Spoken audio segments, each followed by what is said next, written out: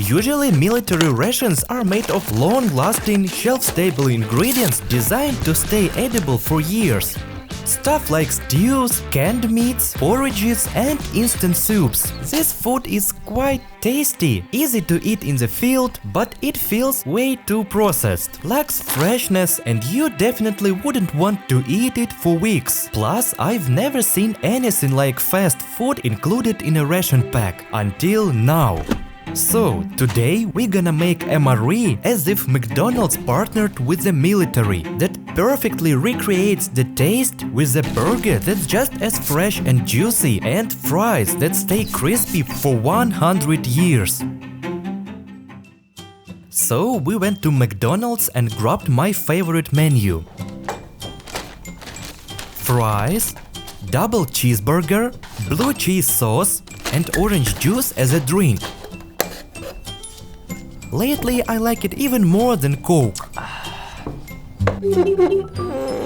Let's take a look at the burger. It's made of 2 very fluffy and soft buns and 2 beef patties. Individually, they are nothing special, just fried ground beef. But when combined with other ingredients, they create that unique taste. Cheddar cheese, ketchup, mustard, pickles, fresh onion, and I always add bacon. It adds a little richness to the flavor.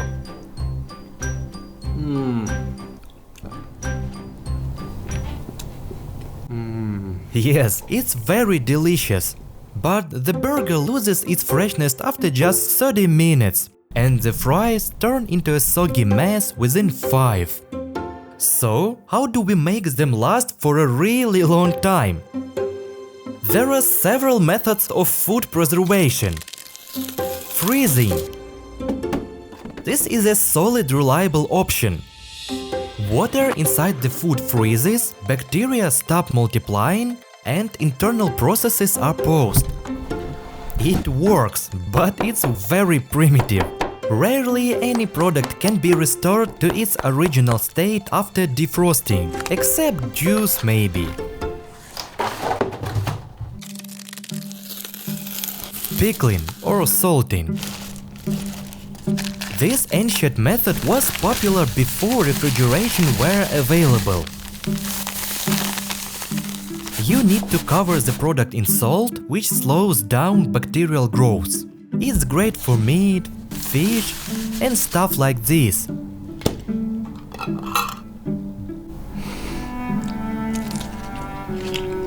But in our case, it would completely ruin everything.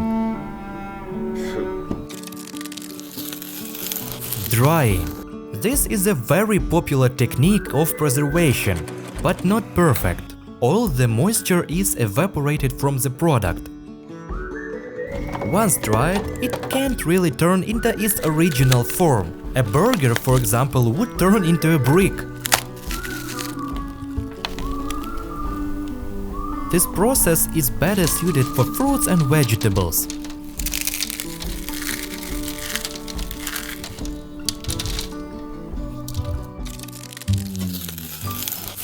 Vacuumization. The product is packed in a special bag and the air is simply removed.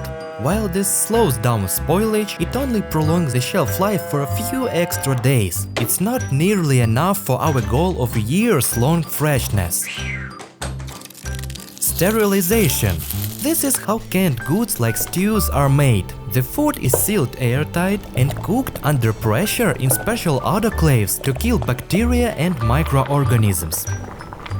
But you can imagine what would happen to a burger. It's gonna look like every other stew in the bag. So, is there really no way to preserve food in its original state for a long time? It should be if this video exists. There is! But it's much more complex and much more interesting. Some of viewers might already know what this machine is, but if I didn't, I would never guess. This is a freeze dryer. Very expensive and unique device capable of preserving food for an incredibly long time. But what exactly is it? And how does it work? The thing is, every food item from your fridge or the supermarket contains certain amount of water. For example, bread has about 35% of water, cottage cheese 70%, meat the same. Potatoes are 75% water, tomatoes incredible 92%, bananas are 74%, eggs 75%, cheese only 50%, cucumbers a whopping 94%, oranges 87%. Pears slightly less, and apples are solid 90% of water. Water is the main reason food spoils. So, if we can somehow extract that water, the food could last for centuries.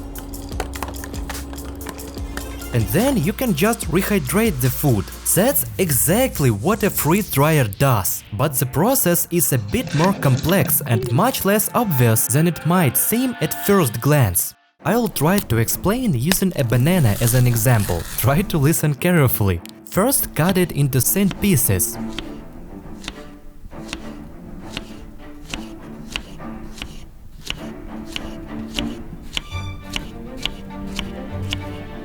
For clarity, I also added 2 ice cubes so we can see exactly what happens to the water. We seal the chamber and start the machine. The first thing it does is freeze the food, just like a regular freezer. This takes about 2 hours. Then the real magic begins, the sublimation process.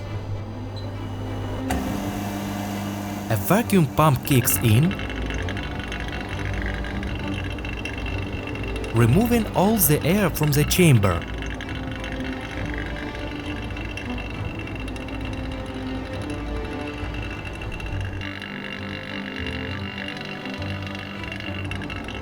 The temperature inside is minus 20 degrees Celsius. Under the trays in these shelves are special heating plates connected by wires. It looks pretty tricky. These plates gently warm the food. So inside the chamber you have a vacuum and freezing temperature while the food itself is slightly heated. And the water magically disappears, turning straight into vapor. Skipping the liquid stage entirely, the vacuum reaches 50 pascals, and honestly, it feels surreal to watch that ice seems to melt, but there is no water. It's the magic of physics. Most of you probably doesn't understand any of that. Don't worry, I didn't either when I first read about it. But since the freeze dryer will be working for a while, let's break it down. This is the phase diagram of water. Don't panic, it's just a graph that shows what state water will be in, solid, liquid or gas, depending on the temperature and pressure. For example, today's weather forecast says that atmospheric pressure is 1022 hectopascals. That's here on the graph. And the air temperature is 26 degrees Celsius, this point here. At these conditions, the graph shows that water should be a liquid. Shocking, right? No.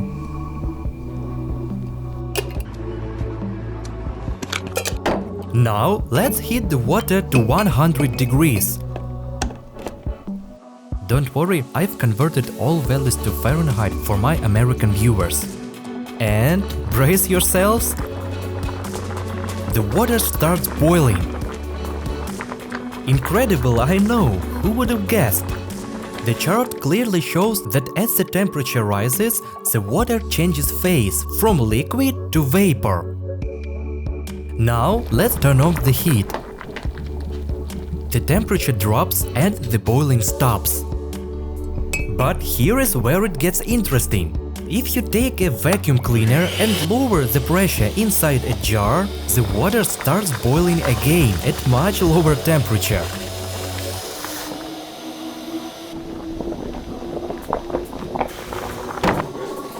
Of course, with time the boiling slows down, because vacuum cleaners create only a weak vacuum. But if you use a proper vacuum pump like this and pour in cold tap water, you can make it boil too.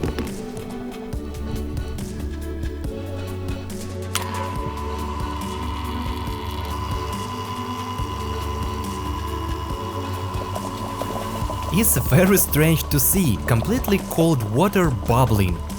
And while it boils, you'll see cold condensed vapor dripping down the jar sides. On the phase diagram, this looks like lowering the pressure along the graph. And if you followed along so far, congrats! You're now officially a freeze-drying scientist. This is exactly what happens inside a freeze dryer, except here the temperature is minus 30 degrees and the pressure is 50 pascals. The food is gently warmed, causing water to undergo this exact phase transition. At these parameters, water can only exist as ice or vapor, no liquid. And this is what sublimation means, going directly from a solid to gas, skipping the liquid phase entirely. Oh, damn, hopefully this all makes sense now and that chart drawing wasn't for nothing. Meanwhile, the process is finally complete. Both the ice and the banana have fully sublimated. The slice is practically weightless, super dry and crumbles easily. But here is the cool part.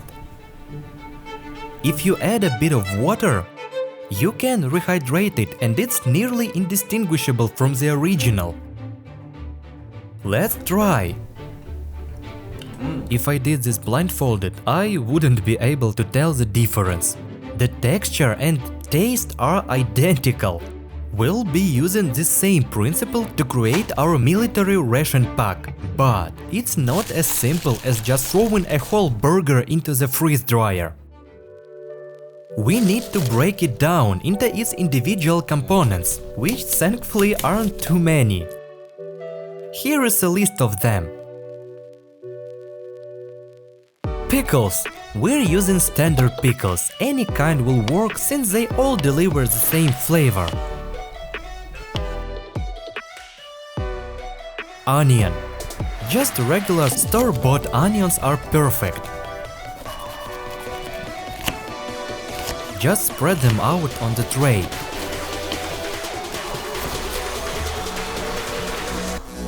Now, here is where the things get tricky. The cheddar cheese in McDonald's burgers is pretty unique. You can't just grab any cheese from the store. It's most likely imported from other country and you won't find it in regular supermarkets. So, to get the authentic cheese, we headed to local McDonald's and used the self-order terminal to customize the burger. You can adjust amount of all the ingredients. We removed everything except the cheese. Yep, you can do this, even the patties. We repeated this process for every ingredient.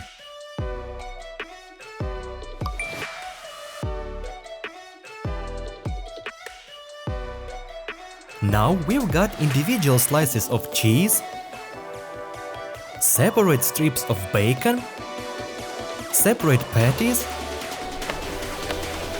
and the buns.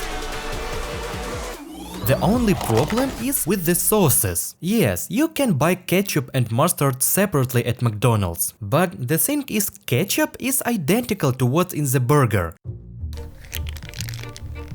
But the mustard is totally different. They use Heinz sauces.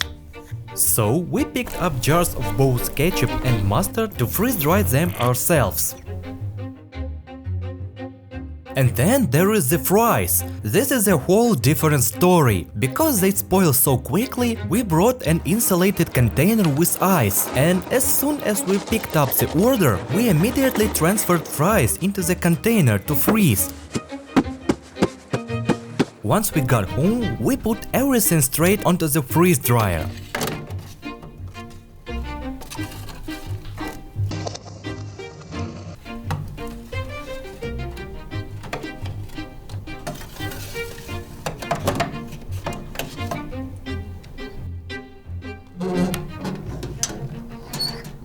To better show the process, we put a light inside the chamber, so it's necessary to lit outside the wiring without ruining the vacuum seal.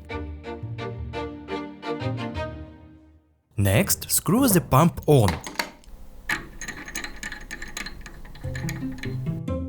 Connect the plug and set up the process.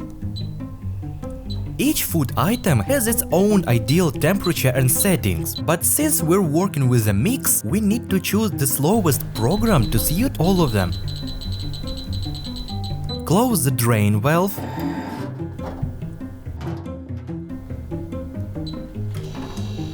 and the process begins. Because it's very slow, it looks like nothing is happening.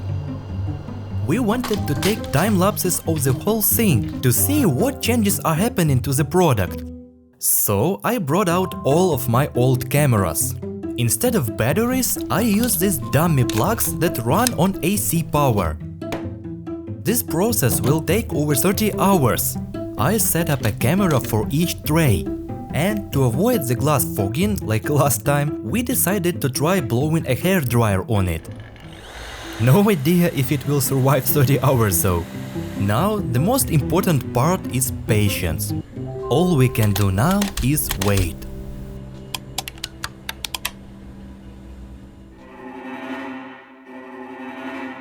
In reality, the process took over 2 full days. Essentially, all the moisture is removed from the food without damaging its structure or properties. Although, you can definitely notice some changes. The water evaporates and collects around the edges of the chamber as ice. It's such a fascinating process. I wish I had more cameras to capture every single detail. 44 hours later, it's finally done. Sublimation is complete. Let's open it up. Visually, the food doesn't look any different. Except for the pickle. Bro, what the fuck happened to you? The food is practically weightless. For anyone unfamiliar with science, it might seem like it just dried out. But we know better. Everything is extremely fragile, so we've got to handle it carefully. Meanwhile, the ice on the chamber walls has melted.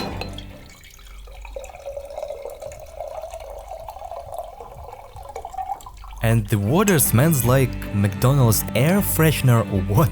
Once rehydrated, everything will return to its original state. But here is the question: how do you rehydrate it in the field? Typically, military rations include extra stuff like heaters, plastic utensils and other accessories. If McDonald's were to make a ration pack, it would probably be a one-off limited collector's item. So we decided to go all out on the packaging and make it as functional and high quality as possible. We grabbed napkins, a portable pan, a small bottle of water and oil, unbreakable Pringles containers, silica gel to absorb moisture, various zip bags, and a solid fuel stove for heating.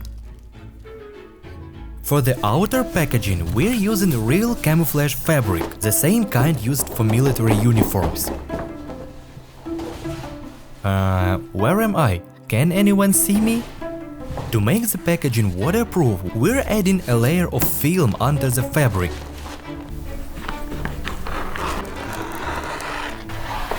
We measure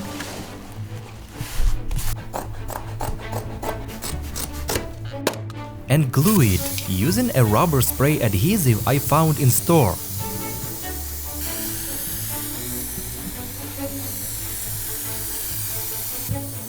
This stuff is way stickier than I expected. Proceeding carefully to avoid wrinkles. I decided to design a military-style label. We can't just throw it in a Pringles can, right?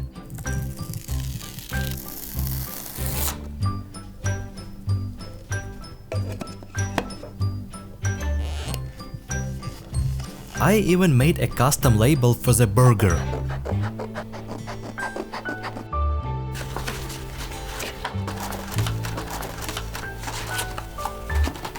Then it was time to pack everything. The patties go in a sturdy container to keep them from breaking. And we add silica gel to every package. Freeze-dried foods are highly hygroscopic and will absorb moisture from air if not sealed properly. We stick labels on everything, even the smallest ingredients, which we packed in individual zip bags.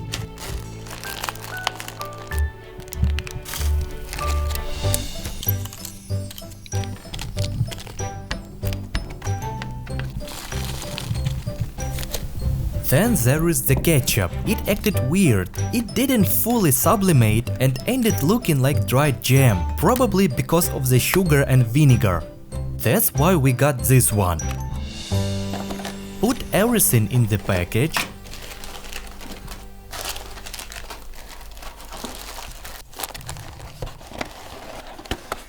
Next up, the fries. To keep them intact, we used a second container.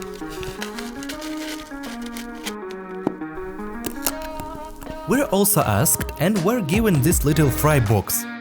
But what about the juice, you ask? Well, it didn't fit in the freeze dryer on the same load, so we had to process it separately.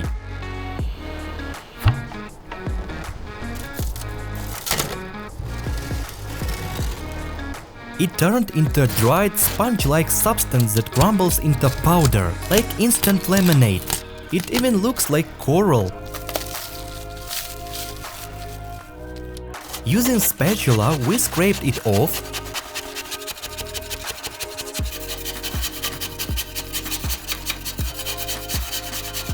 and crushed it into powder for storage. For the ration, we don't need 3 full trays, so I kept a little for myself. I made the mistake of tasting the concentrate. Shit, so bitter. You wanna try? Part of the powder went into a packet.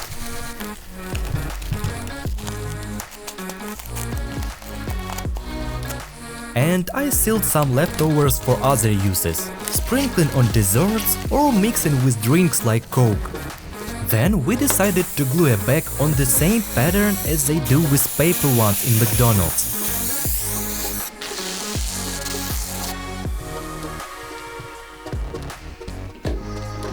This took us 2 hours.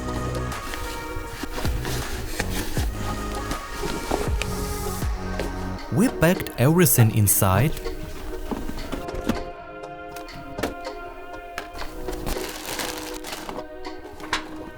added Velcro closures, and sealed it up. I don't know why, but I imagined the design of McDonald's ration pack looking something like this. I know I'm a terrible designer. Turns out creating a good-looking package isn't as easy as it seems. But I tried. Finally, it's time to test it out.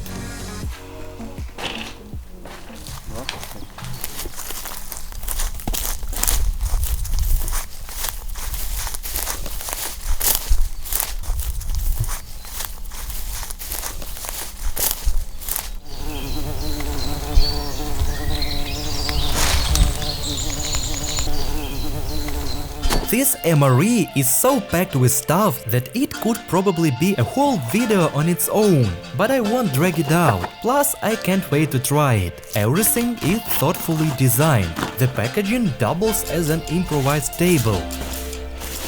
Let's lay out all the ingredients and spritz them with water.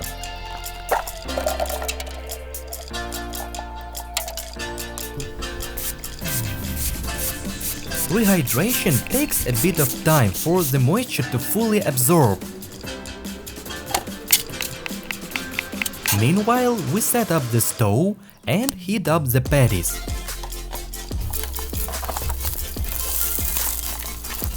A little more spritzing for the other ingredients.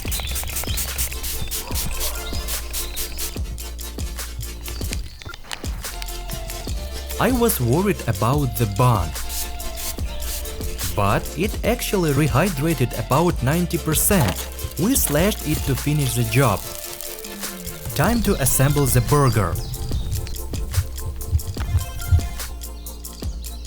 Patty, cheese, onion. The bun did tear a bit, but that's okay. For the fries, it wasn't enough to just spritz them with water. We also gave them a quick brush of oil and fried them lightly to bring back the crunch.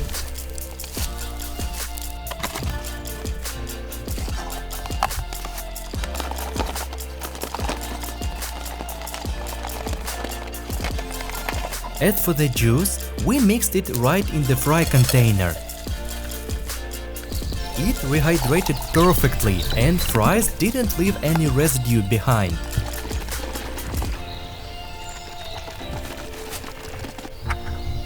Now for the taste test.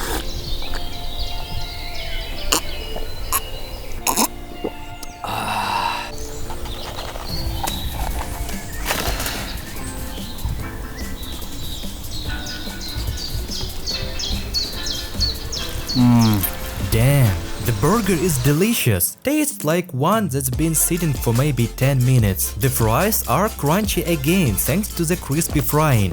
And the juice is identical to the original. So I'm going to finish this ration pack and hope you enjoy the video. Don't forget to subscribe, there is more cool stuff on the way. See you next time, guys.